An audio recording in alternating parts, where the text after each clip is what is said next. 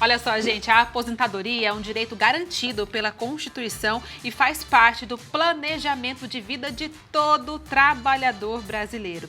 E muita gente ainda tem dúvidas sobre o assunto, né?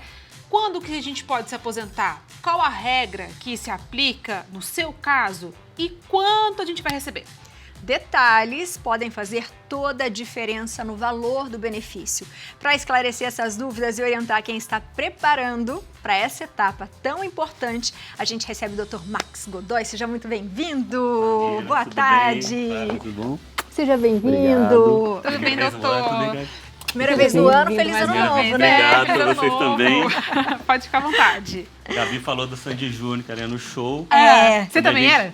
Quando a gente fala de aposentadoria, a gente tem alguns sinais, porque você tá perto ou tá longe. Ai, meu Deus. Se ela foi criancinha no show do Sandy Júnior, tá longe, né? E eu, como Quem não é era contemporâneo do Sandy Júnior, né? Aí já tá chegando mais perto.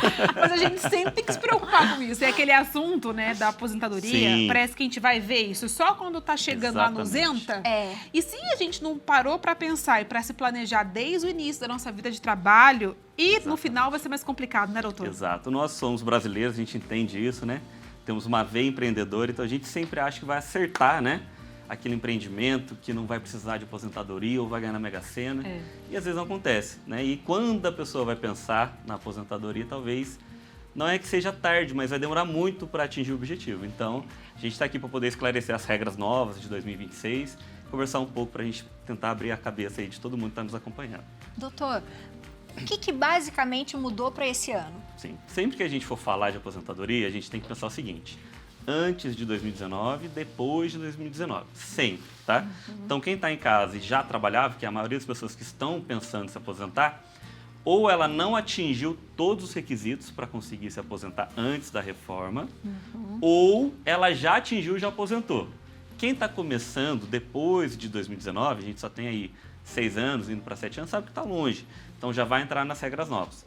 Só que a própria reforma lá em 19, ela não veio e falou assim, olha, a partir de agora toda aposentadoria tem que ter esse tempo e essa idade. Não. Ela própria trouxe uma progressão de períodos. Então a gente vê muitos vídeos falando assim, 2026 mudou. Não mudou agora, tá? Não tem lei nova que mudou. Lá em 2019 já foi previsto, tá? Então, por exemplo, se a gente puder colocar o da idade mínima progressiva, eu agradeço, tá? Boa, coloca pra gente, Mi. O professor Jenny vai falar mais isso, ó, por exemplo, paridade, tá? Quando a gente fala de iniciando o pagamento depois de 2019, vai ter que ter 20 anos de contribuição. Mas quem está nos assistindo já começou a contribuir faz tempo. Então, ele precisa de, no mínimo, 15 anos, tá? O homem atingindo 65 anos e a mulher 62 vai ter direito de se aposentar, tá joia? Mas tem uma outra regra, que é da aposentadoria por idade mínima progressiva, que vai aumentando. Porque antes não era 65, 62, era menos.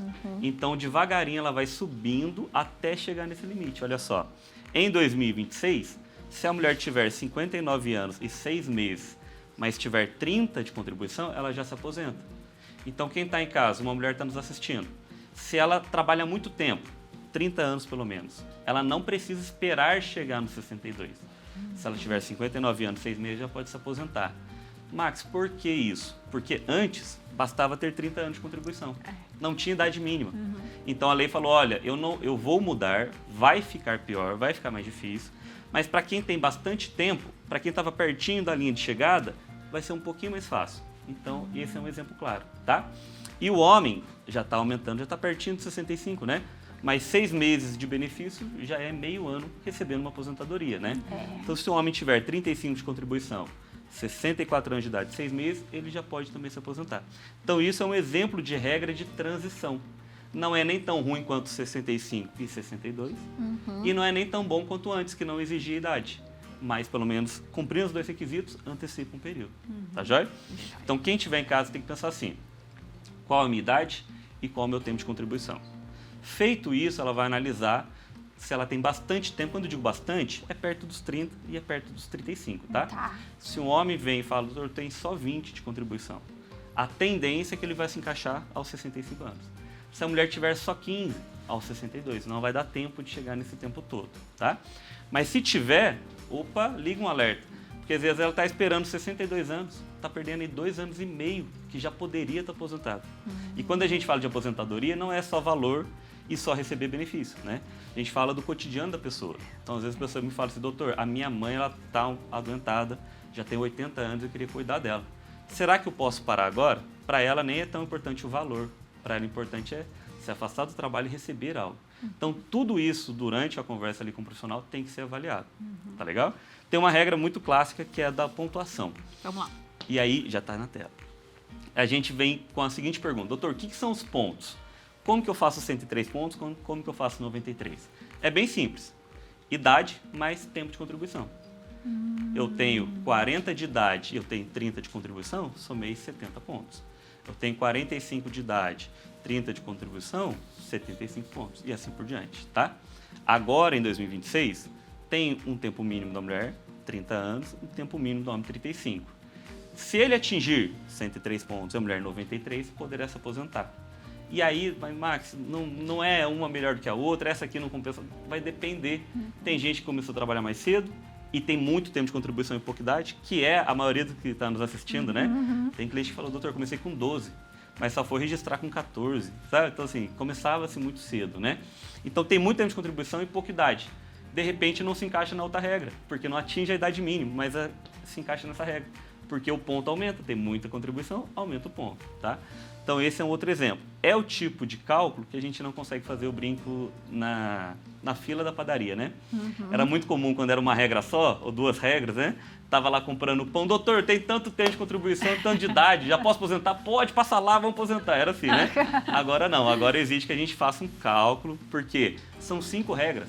Eu não posso falar de, vai nessa aqui que tá bom. Não, eu tenho que ver qual é a melhor, qual é a mais rápida, qual dá o melhor retorno financeiro.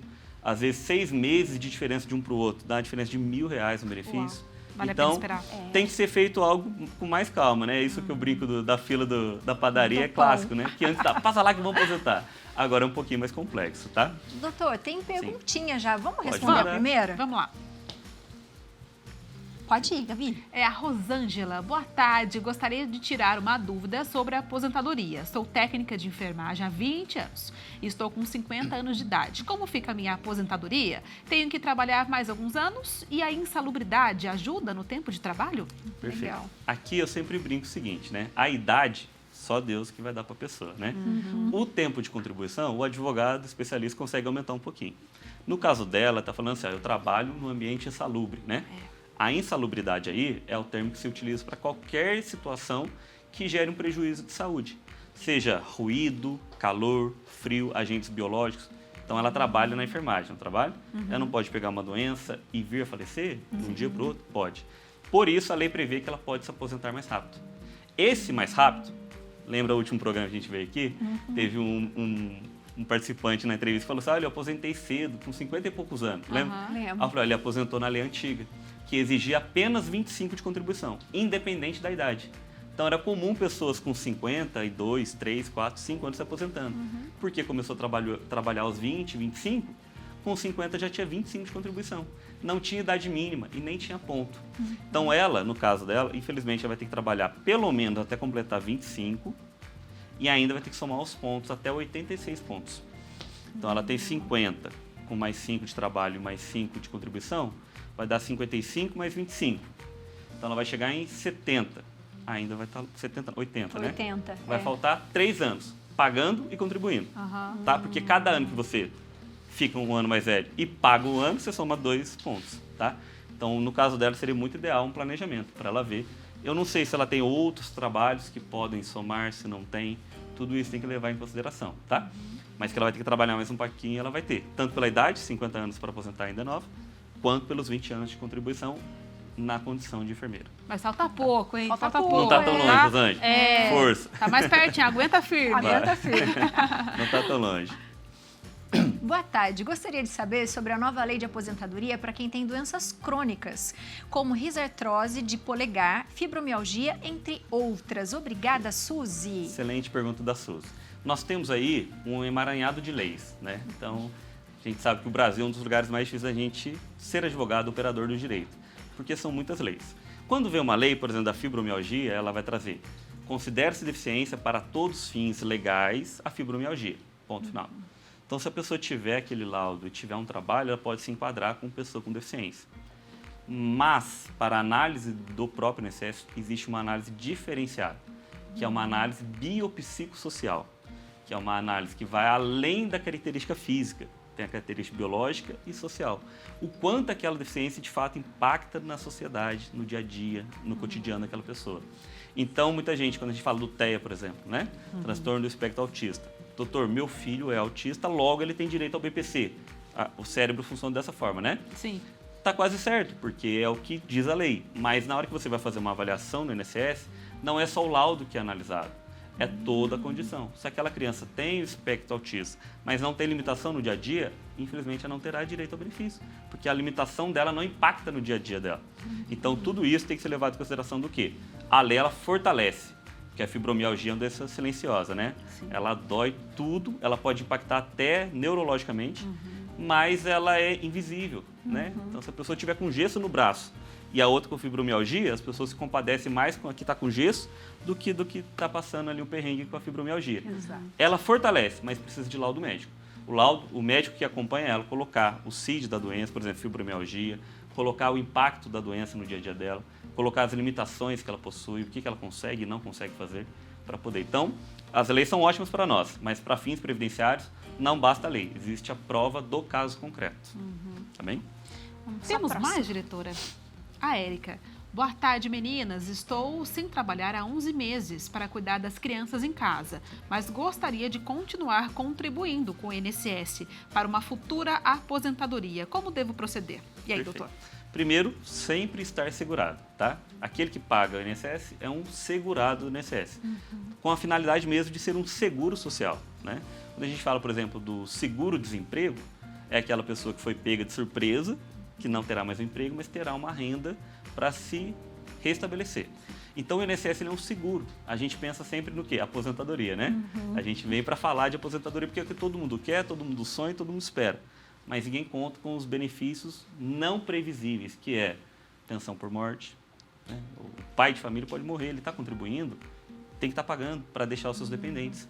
Um benefício por incapacidade permanente, que é a antiga aposentadoria por invalidez. Ninguém quer sofrer um acidente, mas todos nós estamos passíveis disso. E incapacidade temporária. Então, o primeiro alerta é, pague o INSS. Esse é o primeiro ponto. Pague o INSS. Para você estar segurado. Doutor, mas vai demorar para aposentar? Sim. E talvez você nem aposente, porque você pode acontecer algo pior no caminho, infelizmente. Mas pense nas pessoas que dependem de você. Esse é o primeiro ponto. Inteligente ela falar, eu quero voltar a pagar. Voltando a pagar, como faz? Você pode pegar o carnezinho na papelaria, né? Já vim aqui e falei 2 vezes padaria uma vez. Papelaria, tá, gente? Padaria não vende carnezinho. Não. Ainda não, né? Tão moderno, né? Então vai na papelaria, pede uma GPS, que é a Guia de Previdência Social. Carnezinho, laranjinha, todo mundo conhece. Ali você pode, num vídeo simples, tem até participação no programa onde eu explico, colocar o código, colocar o valor, colocar o NIT, a data de pagamento e o valor que vai pagar. Se ela tem bastante contribuição e ela já trabalha bastante tempo, eu aconselho a pagar 20% do INSS, que vai dar ela o direito de aposentar por tempo de contribuição. Se ela tem pouco tempo ou poucas condições financeiras, eu aconselho a pagar 11% do INSS, que só não dá direito à aposentadoria por tempo de contribuição, mas todos os outros benefícios ela vai ter direito. Então, e segundo, pode fazer pelo aplicativo Meu INSS. Lá no aplicativo, vai em GPS. No aplicativo, para quem tem a habilidade de mexer no celular ou computador, é mais fácil, porque ele auto-preenche ali o código, a data, tudo certinho. Coloca lá como contribuinte facultativo, porque ela não exerce atividade econômica, então não é contribuinte individual, é facultativo. Hoje ela é dólar, né? Então ela põe facultativo, coloca lá a alíquota 20%. Agora o mês de fevereiro tem até 15 de março para poder fazer o pagamento. Feito o primeiro pagamento, ela já está segurada, tá? Então é muito importante ela voltar a contribuir. Perfeito? Esse é o caminho. Ficou claro para mim? Ficou claro, claríssimo. Ou papelaria, ou no meu INSS, 11% ou 20%, coloca como facultativo, vai estar segurado. Na padaria só para comprar o pãozinho. Só um pãozinho. E para ficar tentando fazer a conta. E tentando fazer a conta que não vai conseguir. Doutor, seja sempre muito bem-vindo, Obrigado, viu? obrigado. É um Para prazer variar, estar tem aqui. mais um monte de pergunta. É um monte de pergunta, doutor. Toda vez que você vem, a gente bomba de pergunta. Então é importante deixar claro para você que está nos acompanhando que o contato do doutor está aparecendo aí na tela. A foto dele também está no nosso Instagram. Pode ir lá tirar suas dúvidas que o doutor está sempre disponível, né? É um prazer estar aqui, sempre esclarecendo, né? E a dica é, sempre procure profissional de confiança, vá nele, alguém que seja especialista naquela área, senta, pergunta tudo, porque não pode ficar com dúvida. Se ficar com dúvida, não aposenta. Essa é a regra. Obrigada, doutor. Meninos, obrigado. Obrigada, Viu? Até a doutor. próxima. Muito bom, Tchau. muito bom.